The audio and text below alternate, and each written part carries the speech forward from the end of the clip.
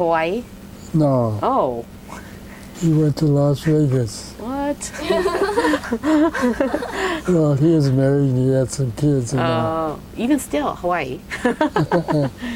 And, but he says the job in Las Vegas was real good. For testing, they dropped an atomic bomb. Oh. And then to see what the atomic bomb would do, you know, they had guys over there to see how deep they would go, and if they made a bigger bomb, a better bomb. And so this was the place where they went to pick up all this information. So he had this job of being one of the inspectors to see that everything was in place. So he had a nice job there, and he liked it. So he was living in Monterey Park, and he moved to was it Gardena or Torrance? And so while he was there, he got this job working for the government. And he came over and he says, "You ought to go back in the service and get a government, you know, a job working in the Army or doing something." He says, "In this way, you could be a double dipper." You know, they'll pay you, and when you retire, you have a pension. And he says, "That's what I'm going to go in and see that I get a double, you know, be a double dipper." And he did that, and he retired as a major. Wow. So he did pretty well for himself. Yeah. This is Shizuo. Yeah. Yeah. And his nickname was Shiz? Yeah, we call him Shiz. And then your older brother, Matt? Oh, he did an odd job. He wanted to contract doing landscaping residential place. And then he lived next door with your parents, or after? Well, he got married and he lived in that Japanese. We had a Japanese school in town on Grove Street. There was two houses. It was on two lots. One was a good-sized house and one was a small house. Then in the back was a little small house, and way in the back was a deep lot. Way in the back was this Japanese school. So my brother was living in this center house there, and he married a gal that had two kids. The father was killed overseas, and he married this woman with two kids. Japanese? Yeah. And then her parents was living up in San Luis Obispo. And they were farming up there, so they all moved up to San Luis Obispo. And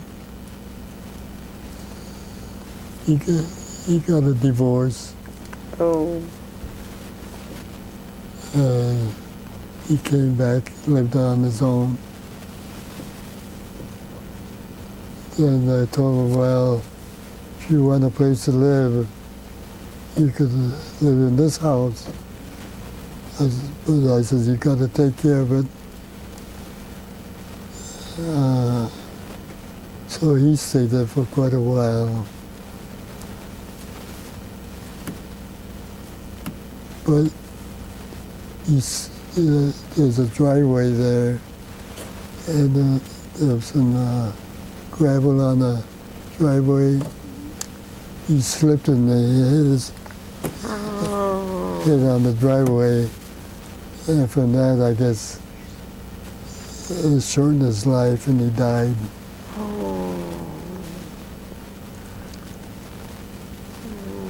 Yeah, but Shiz and I, we put in our time in the service. Yeah. It was nice. Yeah. What did you do after you came back from the service? Oh, Were you already married to Marjorie? yeah. I was one of the first guys when they said, well, if you're gonna, as long as you're gonna stay here, you know. At Camp Shelby? I thought it'd be nice to get married. So a couple of guys said they were going to go to Manzanar. Oh. And she was in Manzanar. And I said, well, could you escort a girl from Manzanar over to Fort Custer, Michigan? And so she came out and we got married. Did you know each other before? Oh, yeah. Oh. Yeah, we was going around together. Is Marjorie from Sierra Madre too? No, she's from Pasadena. Oh. Yeah, she had a sister there. And she was staying with her sister. When the war broke out, they all went up to Fresno. Oh, they went up there before the war broke out. And then from there, they went to Manzanar. So were you guys writing letters? It was corresponding. Yeah. Wow. Yeah, so we got married on May the 5th, 43. Wow. So how old was your first child was born after the war? Yeah. Wow. When we came back, Janice, she was born in 1946. Wow. And then when you guys came back, you moved back to Sierra Madre? Or no, well, you had the apartment and then you bought this house or this land? Yeah, we was in the apartment and I had this place built. And what kind of work were you doing then? Oh, I was working for one of the market.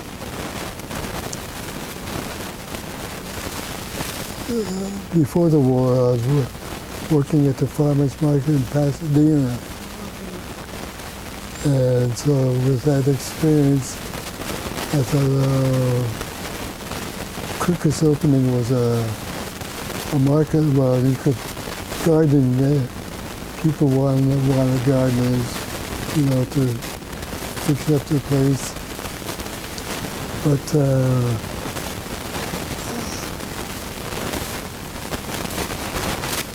we had this GI Bill that you could go back to school. And so I thought, well, I didn't care much for school in my younger days because all these guys who went to college, they came back and they're working with us, shining apples, stacking fruit and vegetables. And I thought, oh, why go to college? because there was no opening. And when we came back, I thought, well, so I went down to PJC to look up what I want to do, and nothing really impressed me. And I was in the Army, in the day room.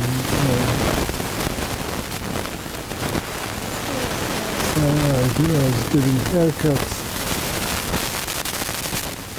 and then taking care of the day room.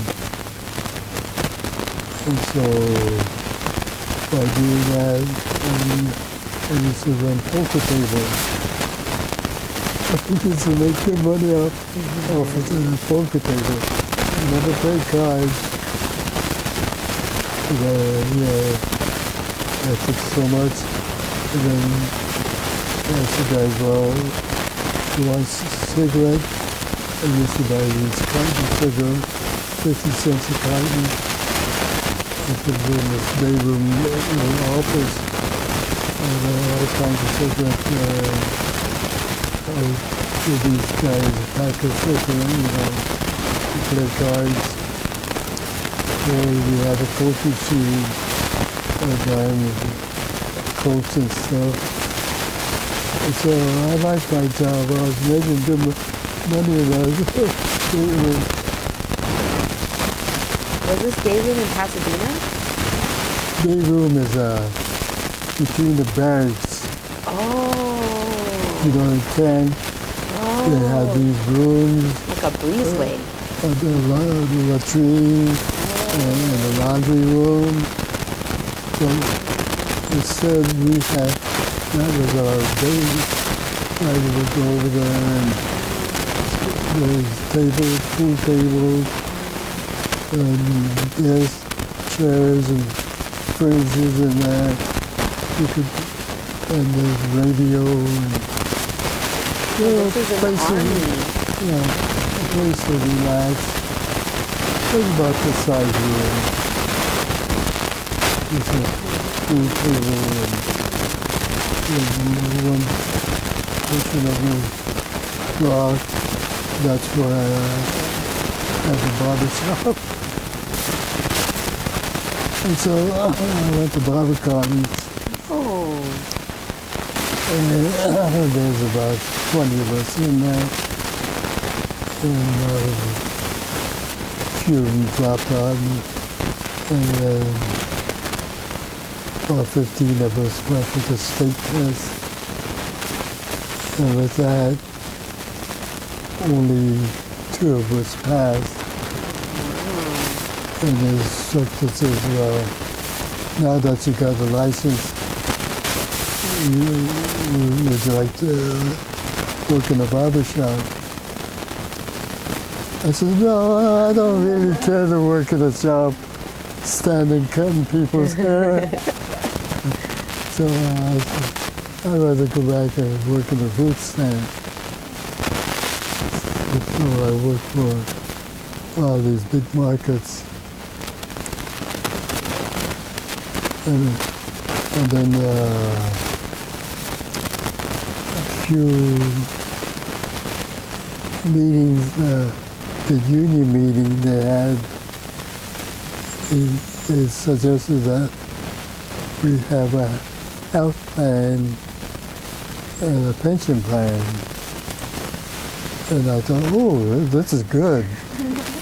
So I thought I'd stay with them, and that's how I retired. Wow. Very good. And Marjorie was a stay-at-home mom? Huh? Did Marjorie work? No, she took care of the kids. Tough job. Very tough job. Okay, so let's see. How much younger was your mother from your father? Oh, but I would say about 20 years or so. 20 years. So, Your father was her sponsor, right? Coming back to the United States, for coming into the United States. Did your dad have a sponsor? No, Or he just came with one of, like, who he came with a group. a group? Do you know who organized that group? Huh? Do you know who organized it? Who brought them in? No, I don't. No. That's when a lot of the Issei's, the first generation, was coming over. Just like the Chinese, they were coming over here when they heard the gold rush. They wanted to come over, and a lot of them did real well. You know, the guy says, "Oh, this is no good," and they moved out. The Chinese went in there and looked for all these little gold. What was the port that your father came in through? Do you remember?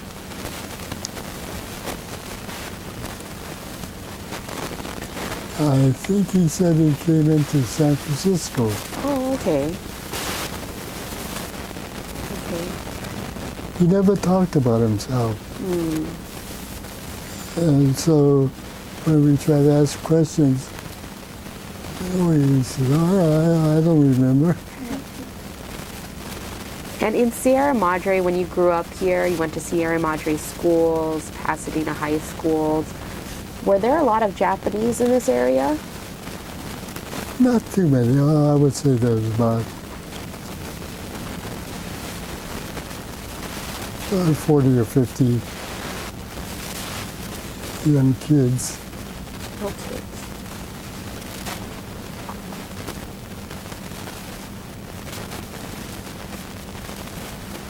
So were the majority of the people white?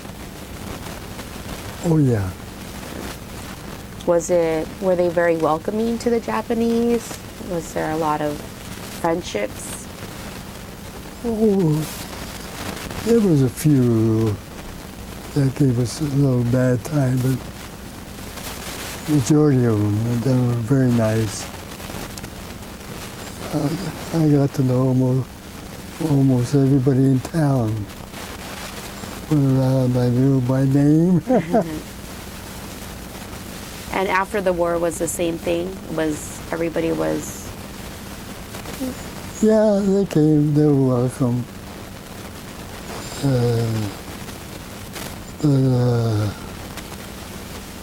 I joined the VFW, Veterans of Foreign Wars. My brother was in the Veterans of Foreign War in Monterey Park. He was a commander then, and he used to call up and say, "Hey, come on down." He says, "Join us." I said, "No, I don't want to join you guys." And he says, "Well, you know, there's a store down here that sells Japanese goods." And then he says, "I bought some stuff to give to the parents." So he says, "Come on down and pick it up." So I went down there, and the meeting was going on, and I barged in, and they kicked me out. Oh, no. And I waited, and finally I joined them. And I says, I'll join just by name. But from then, I got involved from post commander, made district commander. And I used to like to go to the department up in Sacramento. So I used to go back and forth and enjoyed myself with them. For the one you went to was Monterey Park, but wasn't there one closer here? There was a lot, excuse me, my grandson is very curious. When he sees these kind of things, he thinks it's a play toy.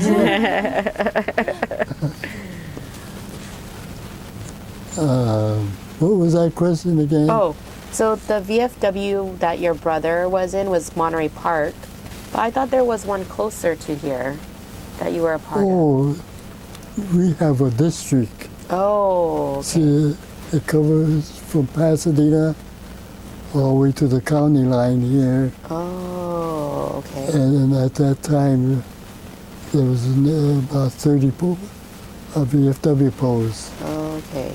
And there was one in town here, and I joined them as soon as I came back from the service. I went into the VFW. But at that time, I didn't want to get involved with it. And then finally, it was in the 70s, my brother wanted me to join. Get more involved. Because there's an Nisei.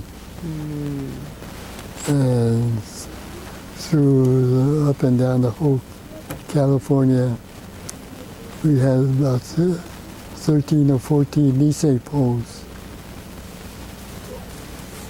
But today, most of them all died off, and they're gone now. So we still have a big one in San Fernando? No, in Torrance. Oh, okay. Or Gardena, I would say. There's a post in Gardena. And LA post was the biggest post of the Nisei post. And they finally doodled down and they said, well, we like to join the Gardena post. So they went into the Gardena post, and then our post in Monterey Park, we let the other race come in.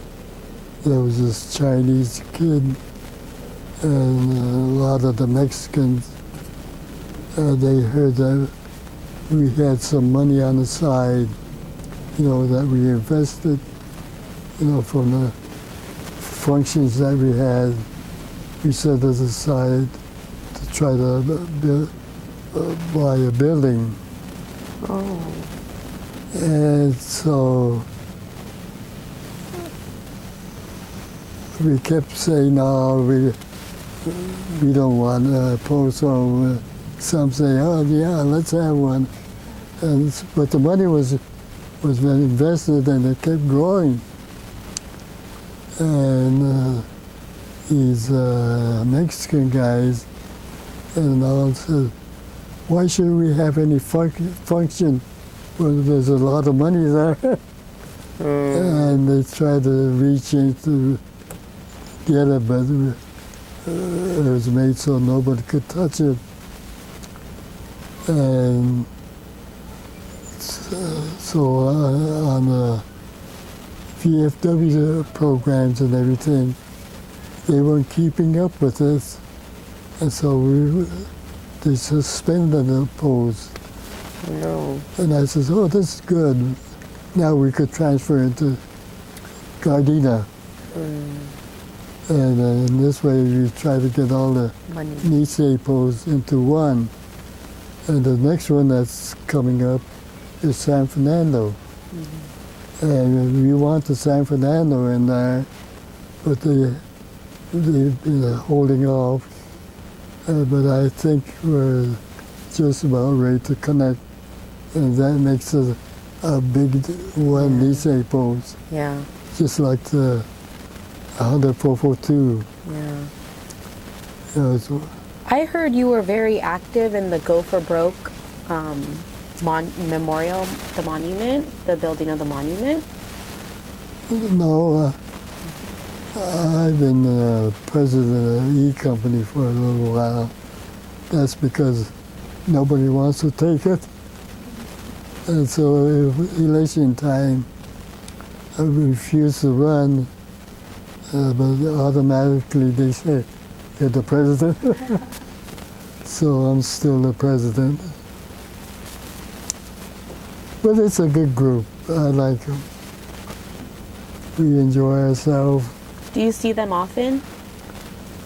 Well, we used to have a meeting every month.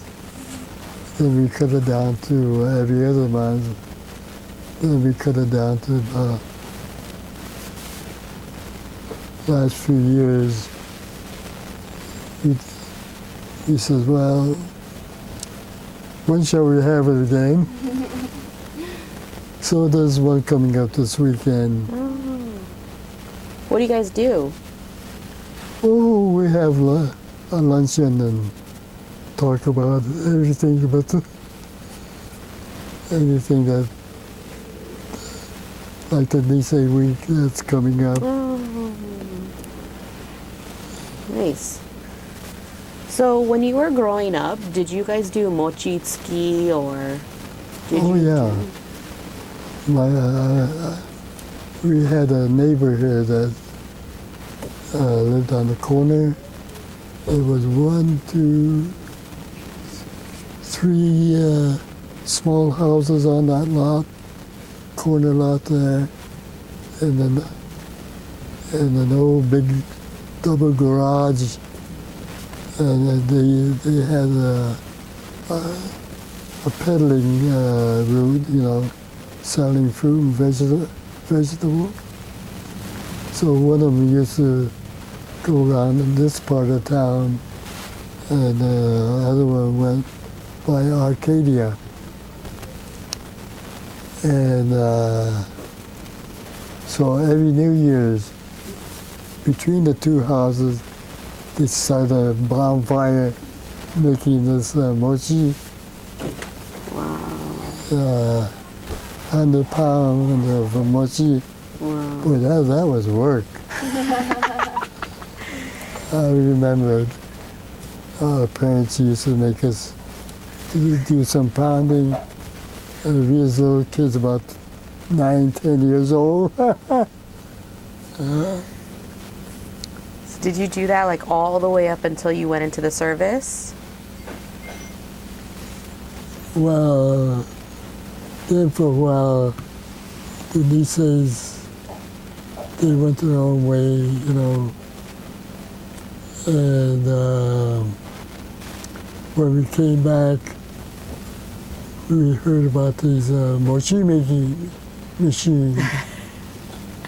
So the salesman of the Japanese food, he says, there's a mochi making machine. He says it's a grinder. You put it in and it comes out like meat, actually it's a meat grinder made in Japan. So I bought one of those, and gee, it didn't make good mochi. And then the other ones, the VFW says, let's make mochi for the Cato home, for the Cato people. Yeah. So we started out with the pounding kind. Wow. And then they said, oh, we have a machine. And so we made the mochi with the machine. So I got about 3 or 4 machine in there. But lately, in the past 2 years, nobody wanted to do it. This is my daughter that's coming in right now. Lorraine. Hi. Lorraine. I'm Pearl. Hi. Nice to meet you. They're from the Hi, Julie. East San Gabriel Valley Community Center. Yeah, we're here interviewing your dad. Oh, Yeah. nice. Oh, that's for what? It's an oral history project. We're recording all the stories of like those who lived and grew up in the San Gabriel Valley. Oh, that's So wonderful. yeah, so we want to that's get your dad's great. story. Oh, that's great. Yeah, he's got a lot of really good stories. Oh, good. Well, which is Yeah, well, I have a family that sticks together. Yeah, they're all here. She lives in Burbank, Wow. and then there's one in Arcadia. Wow. The other two you just met. Yeah. Uh,